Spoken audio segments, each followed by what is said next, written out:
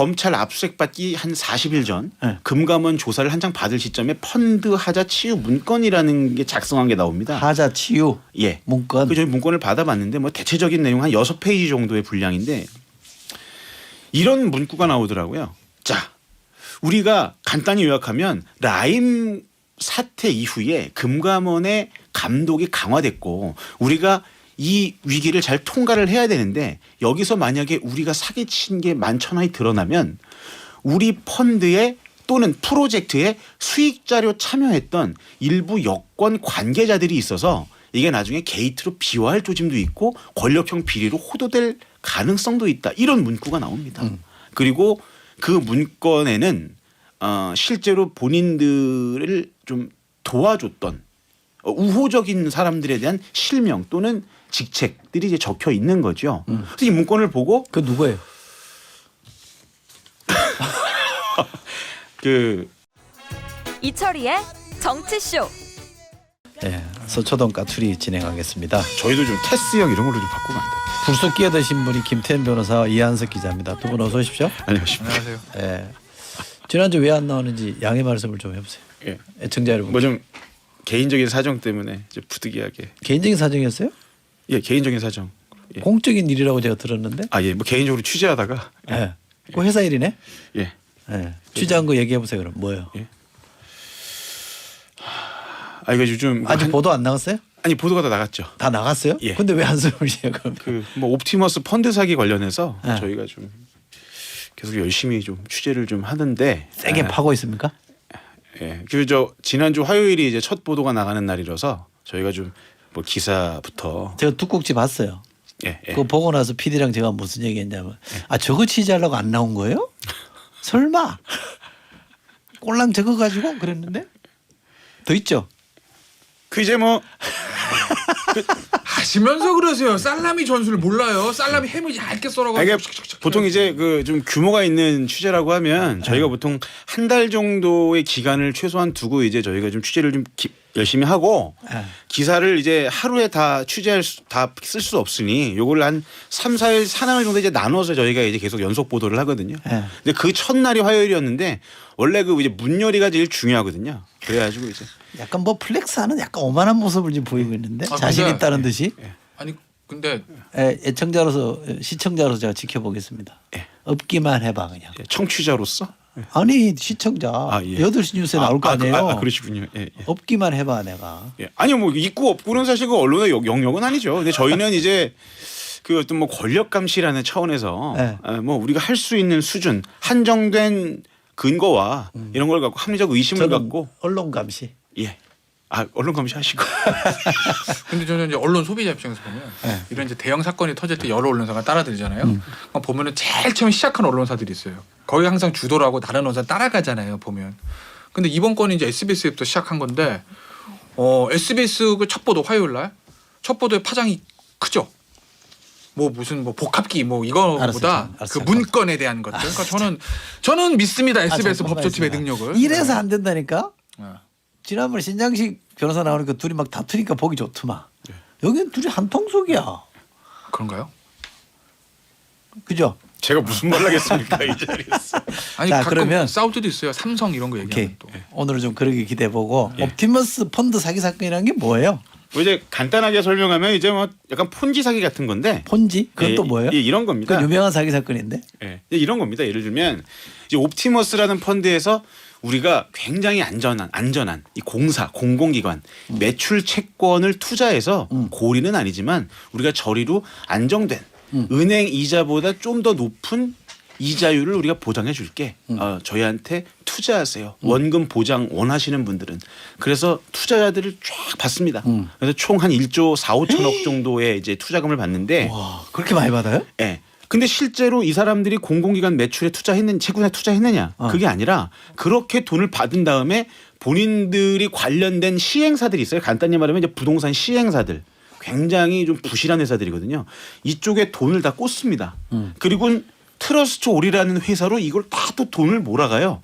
이 중에서 나중에 펀드들이 여러 개의 펀드들이 있으면 나중에 이제 상환길이 돌아올 거 아니에요.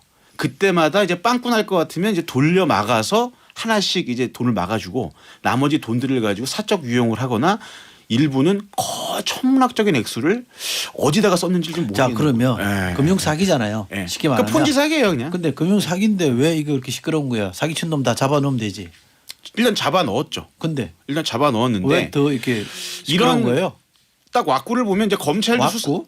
아니죠 죄송합니다. 이 수사팀이 수사를 하면서도 사모펀드 중에서 이렇게 악질적이고 죄질이 나쁜 사람들은 처음 봤다라고 경악을 할 정도의 사실은 굉장히 좀 저열한 저도 사기 그 얘기 많이 들었어요. 예. 예. 사기 행각을 벌였는데 예. 도대체 대한민국의 금융감독원과 이런 좀 금융 당국에서 이 옵티머스라는 회사를 왜 가만 놔뒀느냐 그동안 감독도 제대로 하지 않고 그러면 그동안 감독하지 않았던 이유 뭔가 외부적 요인이 있지 않았겠느냐라는 의혹에서 이제 출발을 하는 거죠. 그런데 저희가 취재를 뭔가 뒷배가 있을 거다.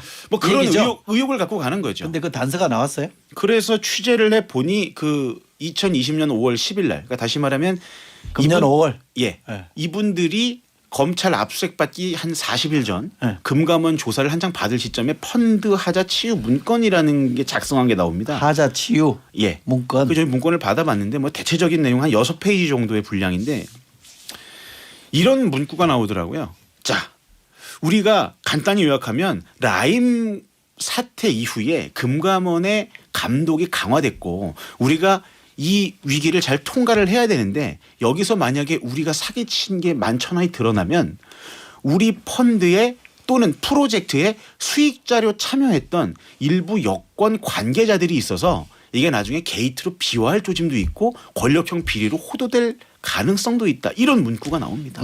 그리고 그 문건에는 실제로 본인들을 좀 도와줬던 우호적인 사람들에 대한 실명 또는 직책들이 이제 적혀 있는 거죠. 그래서 이 문건을 보고 그 누구예요? 그 일단은 그 무죄 추정의 원칙이기 때문에 네. 저희가 뭐 이렇게 실명을 함부로 거론하기는 아니 그거 나온 조심스럽고. 사람도 보도된 사람도 있잖아요. 예. 아니요, 문건 보도된 사람 아니요 없어요? 보도된 사람 없습니다. 아직 안 나왔어요? 네, 보도된 사람 없습니다. 그렇게 자꾸 이렇게 유도신문 하시니까 제가 좀 조심스럽네요, 우리 이상하게 방송이. 그럼 그래- 현역 정치인도 있어요? 그래서 이게 좀 제 질문이 질문 같지 않습니까? 굉장히 좀 조심스럽기도 하고 저희가. 근데 어쨌든 이 실체적 이 문건의 내용이 과연 사실에 부합하느냐라는 것들을 여러 가지를 검증을 합니다. 그러니까 단순히 로비 의혹뿐만 아니라 아니 근데 그 문건은 예, 검찰도 갖고 있을 거 아니에요. 갖고 있죠. 수사를 했대요?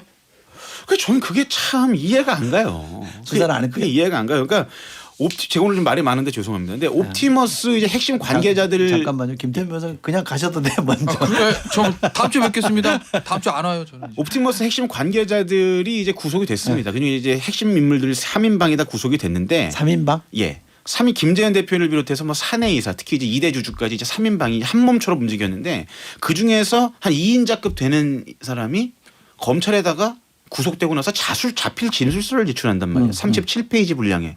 거기에 김재현 대표한테 들었는데 이런 사람들 정관계 인사들에게 펀드의 문제점, 펀드의 구멍을 막기 위해서 거액의 로비를 했다라는 진술을 여러 차례 들었다라는 자필 진술서를 제출했단 말이에요. 그러면 상식적으로 검찰이라면 그런 진술은 전문 진술이죠. 전문 진술이긴 하지만 그러면 일단 당사자든 아니면 자금이든 추적을 하고 실체적 진실이 무언지에 대해서 추궁을 하는 게 일반적 상식입니다. 네. 그런데 석 달 동안 안 했다는 거죠. 왜? 모르겠습니다. 이유를. 어디서요? 수사를? 이유를 모르겠습니다. 어디서요? 조사 일부에서 하다가 인사 나고 나서 경제범죄 형사부로 조사일부가 넘어갔죠. 어디 있는 조사일부예요? 서울중앙지검. 중앙지검에. 네, 네. 그래서 이걸 갖고 이제 검찰총장이 보도가 나가고 나서 야, 내가 왜 이런 걸 보고를 안 하니? 들어와. 그래서 이제 수사팀이 뭐 대검 반부패 부장 신성식 부장이 가서 보고를 했다는 건데 네. 문건이 이게 좀 허구랍니다라는 취지로 보고를 했다는 거예요. 네. 그랬더니 총장이 아니 언론에서 뭐 NH 투자증권에 투자를 할 때 뭐 로비스트가 등장을 하고 수십억의 검은 돈의 흐름들이 보인다는데 아니 이런 수상한 돈의 흐름이 있는데 어떻게 허구라고 단정을 짓는 거야? 에? 그러면서 이제 좀 질책을 했다라는 거죠. 그래서 수사팀을 증원해라. 늘려라. 예, 현재까지의 상황은 여기까지입니다. 저는 사실 저희가 그 검찰이 사건을 수사를 성의 있게 안 했다라고 볼 만한 좀 여러 가지의 근거들이 좀 있는데 일단 저희가 뭐 국정감사 기간이긴 하지만 뭐 취재가 계속 좀 확인이 되는 대로 계속 보도를 좀 해드리겠습니다. 네. 이게요. 일단은 뭐 아는 분위기인데? 일단은 아까 뭐 저도 추정인 거죠. 사실은 제가 뭐 검찰 내부 관계자도 아니고. 근데 이제 이런 류의 금융사기 사건들 중에서 옵티머스가 정말 최악이에요. 단군 일의 최고. 저는 라임 터졌을 때 라임이 단군 일의 최고라고 봤거든요. 옵티머스는 라임은 옵티머스의 양반이에요, 진짜. 최고인데 그건 뭐 여야 할 거 다 동의하시는 겁니다. 근데 문제는 이제 그 이 꾼들이 금융사기꾼들이 그 펀드 설정해가지고 남의 돈 따먹는 거잖아요. 이거 할 때 사실 여러 군데서 게이트키핑이 걸려요. 그러니까 일단 첫째는 이 펀드 신고할 때 금감원에서 걸리고요. 나중에 금감원 감사 들어올 수 있고요. 이거를 펀드를 팔 때 증권회사나 은행 통해서 팔거든요. 증권에서 선수들 많습니다. 딱 보면 이거 이상한데? 이거 거기서 걸린다고요. 근데 이게 다 통과가 된 거예요. 한 번도 안 걸리고 5천억 정도 피해가 날 때까지 잘 판매가 됐어요. 마지막에 뻥 터진 거지. 그러면 이런 금융사기 사건을 터졌을 때 이 금융사기 이런 수사를 많이 해봤던 검사라면 본능적으로 뭘 의심하냐면 얘네들 실수요자가 누구지? 이 펀드 이렇게 해도 누가 실질적으로 수익자로 돈을 누가 받아가는 거지라는 거 하나. 혹시 금감원, 정치권, 관가, 청와대, 언론계 얘네들 문제 생겼을 때 뒤를 봐줄 수 있는 뒷배를 안 만들어놨을까라는 본질적으로 의심할 수밖에 없습니다. 검사는 모든 취재와 수사는 그렇게 시작하는 거예요. 특히 특수수사는. 근데 여기는 문건도 나왔어요. 어떤 검사가 이걸 수다가 야 좀 이상해 얘네도 뭔가 뒷배가 있는가 그렇지 않으면 어떻게 이렇게 무식한 사기를 쳐? 의심하고 있는데 문건이 나왔어. 그러면 정말 수사 의지가 있는 검사 예를 들면 용인에 지금 가 있는 H 검사장 이런 사람이라면 또는 지금 옷 벗고 나간 M 전 검사장 같은 사람은 이거 뭐야? 이거 한번 파보자라고 하는 게 정석입니다. 정상이에요. 모든 대형사 그렇게 해왔어요. 예를 들어서 박근혜 전 대통령도 K재단, 미래재단 재단하러 시작했다가 삼성까지 간 거잖아요. 그렇게 하는 거라고. 근데 문건 봤더니 저 허위인데요? 라는 얘기 하나 막 믿고 그래 허위야 고맙다야 이러고 안 한다? 전 이게 납득이 안 간다는 거예요. 예를 들어서 허위라고 주장하는 사람들 그러면 만약에 이 문건이 허위라면 허위로 문건을 만든 이유가 있어야 되잖아요. 예를 들어서 이 문건이 밖으로 돌아다니는 문건 금감원이 내는 문건이라면 일종의 허장성색격으로 우리 뒷배가 아무도 없는데 우리가 뒷배가 있는 척해야 금감원에서 깨갱할 테니까 허장성색격으로 문건을 만들었다. 그러니까 그 문건은 허위예요. 뭐 이렇게 생각할 수도 있는데 이 문건은 외부로 돌리는 게 아니라 옵티머스 내부에서 자기들끼리 어떡하지? 대책 만들자고 만든 문건이에요. 누가 만든 문건이야? 그 김재현 옵티머스 대표가 만들었다고. 예, 자기들이 자기들이 내부적으로 만든다 허위로 만들 이유가 없잖아요. 그렇지 않습니까?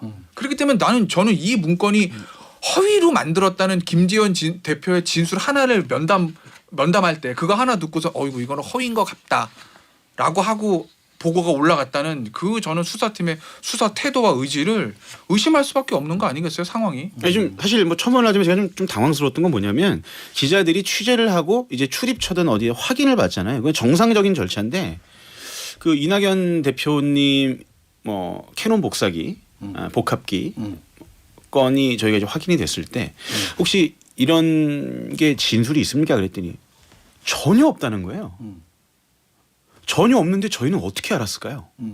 그러니까 그 이번에도 뭐 오늘도 뭐 김태년 원내대표 그리고 어제도 추미애 장관께서 이 문건의 내용이 실체가 없다 허구라는 취지로 말씀을 하셨는데 과연 그 이 수사기관 검찰이 어느 정도 성실하게 자금 추적을 했고 어느 정도의 진술을 받았느냐 전 좀 의구심이 많습니다. 예. 그 부분에 대해서 하나하나 좀 따지고 이제 호시후보 해야 될 것 같습니다. 제가 호시후보. 예. 이쪽에서 허장성세라 그러니까 호시후보가 딱 나오는데. 야. 그럼 이제 수사팀을 보강했으니까 늘렸으니까 예. 또 윤석열 총장이 직접 지시도 하고 그러니까 이제 제대로 된다고 보면 돼요. 이게 좀 조심스러운 얘기인데. 뭘 이렇게 자꾸 조심스러워요? 저는 결론적으로 이번 수사는 쉽지 않다고 봅니다. 날샜다. 왜냐하면 보통 이제 그 뭐 특수수사 쪽에서 이제 특수통 검사들이 두 가지를 말씀드리고 싶은데 수사할 때 골든 타임이라는 게 있습니다.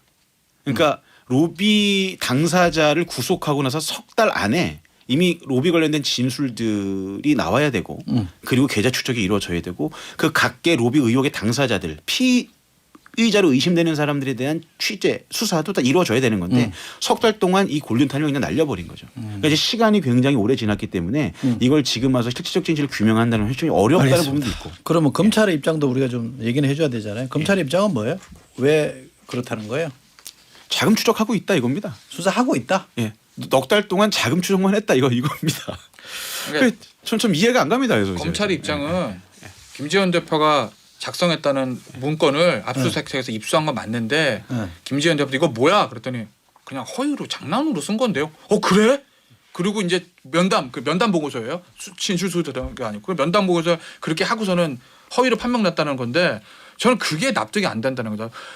정상적인 검사라면 이게 내부 문건을 못하러 허위를 써요. 밖으로 돌리는 거면 허위를 돌린다 하더라도. 했어요. 그래 이걸 의심하고 따져 들어봐야 되는데 그래 허위야 알았어 총장님 허위랍니다. 검사장 알겠습니다. 허위랍니다. 장관 이게 알았어요. 다른 얘기 잠깐 해보죠. 저희가 서초동 까투리긴 합니다만 근래 여의도와 서초동이 겹치는 게 있잖아요. 국정감사. 예. 법무부 국정감사 있잖아요. 예. 이거는 이제 김태현 변호사 세게 얘기하실 것 같은데 추미애 장관 답변 거짓말 아니다. 장편 소설을 쓴다. 이런 얘기 어떻게 보셨어요? 어떤 거 저 아들 의혹에 대해서요. 네. 법적인 거는 어쨌든 그 수사 결과가 어쨌든 좋든 맞든 어차피 무혐의 나왔으니까 법적으로는 클리어할 수 아니 있죠. 그 거짓말 현실적으로. 여부. 근데 전 납득이 안 되는 게 본인이 어찌됐든 간에 전화번호 준 건 맞잖아요. 기억이 안 난다고 예? 하는데. 아니 근데 기록에 나왔는데 뭘 기억이 안 나요. 그러니까 이런 얘기도 하더라고요. 야 어차피 그 전부터 전화를 하고 있었으니까 보좌관이 그 대위 전화번호를 알고 있었어 이미. 그렇다 하더라도 추 장관이 그 당시에 전화번호를 줬다라는 건 이 보좌관이 모르고 있을 거라고 생각하고 전화번호 준 거 아니겠습니까? 네. 저기 혹시 보좌관 하실 때 의원한테 전화번호 많이 받아보셨을 거 아니에요. 그냥 줘요? 이 보좌관 저장하시게나 이러고 주는 거예요? 난 한 번도 전화번호 받은 적이 없어요. 아 정말요? 네. 그럼 뭐 있든 보좌관한테 제가 물어볼게요. 네. 전화하란 거 아니에요. 부장이 담당 기자한테 취재원 전화번호 주면 그런데, 전화 취재해보라는 얘기 그런데, 아니에요. 근데 그거를 나는 아니라고 그렇게 거짓말하는 게 맞나? 아니 그러니까 기억이 안 나서 대답을 안 했다라고 한 거면 네. 거짓말이 안 돼요? 예? 기억이 안 난다. 네. 물론 좀 엄격하게 얘기하면 위증죄는 기억에 반하는 진술을 하는 게 위증죄지 네. 객관적 사실에 반하는 진술을 하는 게 위증은 아니에요. 아 그래요? 그렇다 물론 기억에 반하는. 근데 이제 제가 하나 궁금한 건 뭐냐면 추미애 장관이요. 이 사건에서 정치적으로 본인 입장에서 내 사생활이 그 별거 아닌데 정치적으로 커질 수 있다는 걸 오선 의원의 대표까지 서니까 본능적으로 알잖아요. 저라면 터지면 다 불러면서 아들 어떻게 된 거야? 보좌관 어떻게 된 거야? 여보 어떻게 된 거야? 조사해서 뭔가를 딱 가지고 내가 확인해 봤더니 이거였습니다라고 했을 것 같아요. 근데 처음부터 아닙니다. 말 자꾸 조금씩 바뀌면서 확인해 볼 수가 없습니다. 부부간에 사정이 있습니다. 그리고 나는 전혀 알아보지 않았다는 취지 얘기를 합니다. 그래서 결과적으로 무혐의와는 별도로 본인의 얘기가 거짓말로 드러나니까 기억이 안 났다고 얘기를 합니다. 이 흐름들이 저는 공인으로서 부적절한 자세라고 보는 거죠. 기자들도 그 중계를 봤어요?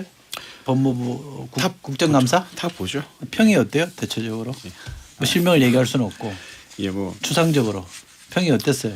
예, 뭐 기억이 나지 않는다라는 표현은 사실 이제 법률 전문가들이 좀 불리한 상황에서 통상적으로 본인들이 이제 그 할 수 있는 가장 최적의 말은 맞습니다. 그런데 이제 이런 기준이 있는 거죠. 그래도 그 미니스트리 오브 저스티스라고 하잖아요. 대한민국 법치와 정의의 어떻게 보면 기준점이 되는 이제 법무부 장관께서 과연 그 기억이 설사 나지 않는다고 하더라도 기억이 나지 않는다는 이유만으로 이번 아들 의혹과 관련해서 물론 무혐의 불기소가 됐습니다만 실질적 진실 본인이 보좌관과 연락을 했다라는 게 이미 뭐 객관적 증거로 입증이 됐는데 이 부분까지 굳이 기억이 안 난다는 말로 가름하는 것이 과연 온당하냐라는 거에 대한 약간 씁쓸한 뒷맛은 있는 게 사실입니다.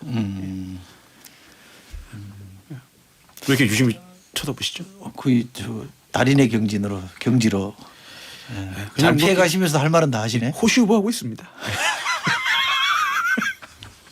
조직에 소속된 사람이고 저는 자유로운 사람이에요. 물론, 네, 그거 충분히 이해합니다. 우리 이한석 기자의 전망처럼 수사 잘 안 될 거라고 보세요? 안 김 되죠. 변호사도 저는 안 될 거라고 봐요. 안 된다. 특별 수사팀 안 만들면 안 됩니다. 그리고 이미 외압 때문에 이 사건을 총장이 남부에다 주려고 그러는데 중앙에 하겠습니다 가져갔잖아요.